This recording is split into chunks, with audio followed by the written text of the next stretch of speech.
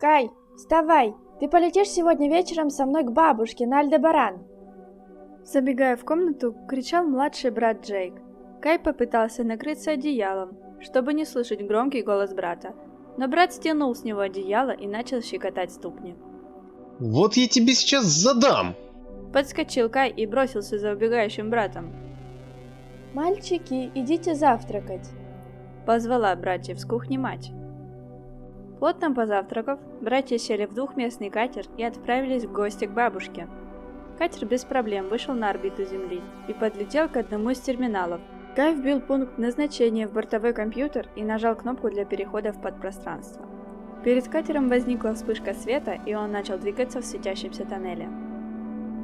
Ну вот, через 15 минут должны быть у Альдебарана, Сказал Кай и отстегнул страховочный ремень. И в то же время приборная доска заморгала и погасла. Катер вынырнул из-под пространства в неизвестном районе космоса. «Что случилось?» – испуганно спросил Джейк. Пока не понимаю. Задумчиво ответил Кай. Самое главное, где мы? Монитор показывал, что корабль находился на полпути к Альдебарану. Компьютер, определи, нет ли рядом каких-либо кораблей. И найди причину поломки. Задал вопрос Кай. Через минуту компьютер выдал ответ. Сканер определяет рядом неопознанный объект искусственного происхождения. Поломка выявлена. В блоке кибердрайва сгорела плата номер 4. Перехожу на вспомогательную схему. Интересно, что за неопознанный объект? Давай посмотрим, Кай. Давай, мне тоже интересно. Кай перешел на ручное управление, и через минуту братья увидели странный аппарат. Что это за кирогаз?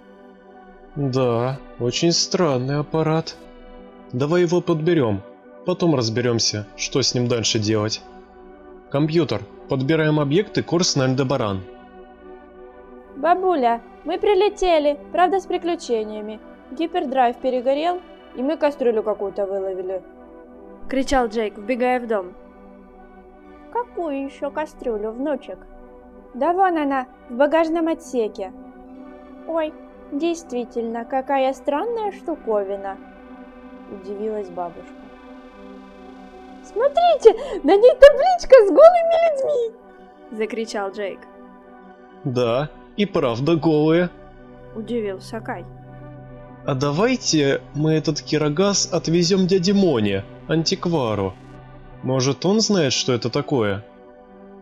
Дядя Моня долго ходил вокруг странного предмета, потом отсканировал его и вложил скан в компьютер. Компьютер выдал справку. Аппарат Пионер-10 отправлен с Земли в 1972 году для исследования Юпитера. Моня быстро выключил компьютер, чтобы братья не видели результатов исследования, и напустил на себя скучающий, безразличный вид. Ну, что я могу сказать? Рухлядь какая-то. Могу дать вам 10 кредитов, как за металлолом. Или забирайте его с собой.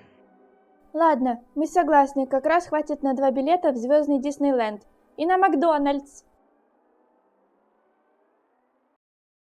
А если тебе понравилась эта история, либо же то, как мы ее озвучили, не забудь поставить лайк и подписаться. Ну а в случае, если хочешь смотреть новые видео первым, не забудь про колокольчик.